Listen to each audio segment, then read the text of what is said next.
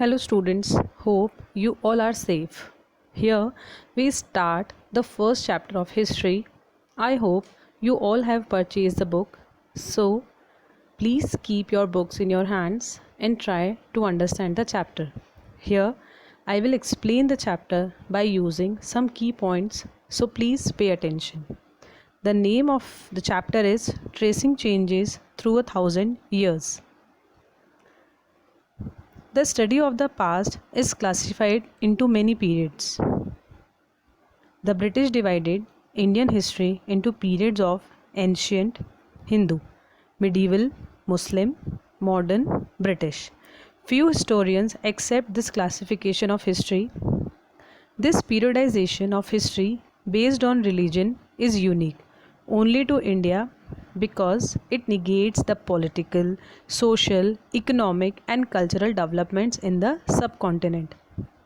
Student, it is, however, difficult to study the history of the world from ancient times to the present without some form of the division like dynasties, world wars, revolutions, etc.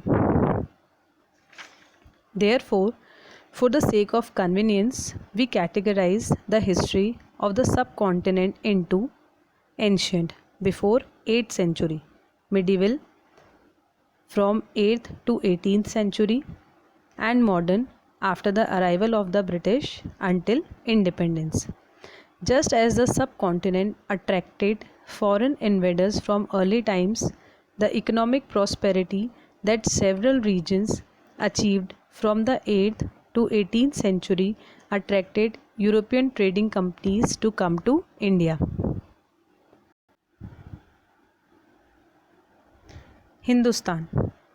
Hindustan is derived from the modern Persian word Hindu, which is equivalent.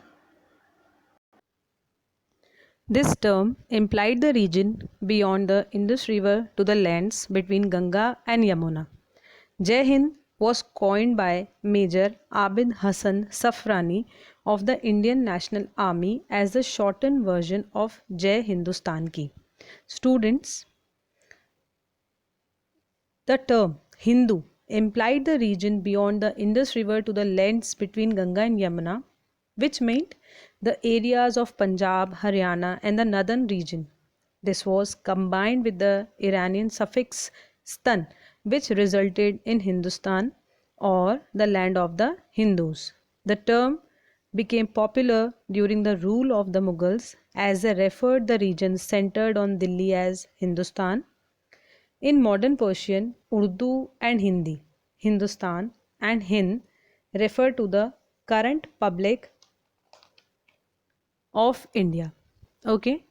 Today it is used to sign off at the end of major speeches. Jai Hindustan Ki, right?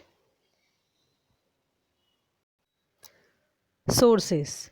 Our sources of information on this period are literary sources and archaeological sources. Literary sources. There was a spurt in literary sources because of spurt means out in a stream. Okay. There was a spurt in literary sources because of a availability of paper. Second, cheaper cost of paper. Paper was so cheap. As a result, rulers, administrators, and religious people, etc., maintained chronicles, records, petitions, sacred texts, etc., on paper. Now look at the slide. These handwritten books were called manuscripts. They were placed in archives and libraries because it was difficult to carry around. It was time consuming to write manuscripts. Third, manuscripts were expensive to buy. And fourth, they were not easily available. And manuscripts were difficult to read as they were mostly handwritten. Scribes who rewrote manuscript occasionally made minor changes over the years because of the difficulty in reading the script.